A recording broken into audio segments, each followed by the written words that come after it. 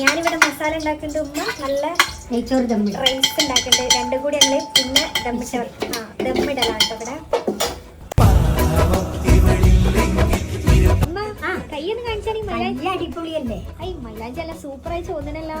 കയ്യാണല്ലേ ഈ പെരുന്നാൾ പെങ്ങളുണ്ടായല്ലോ. വേറെ ആരും പെരുന്നാൾ വെച്ചില്ലെങ്കിൽ പോലും. വലൈക്കും സ്ലാം.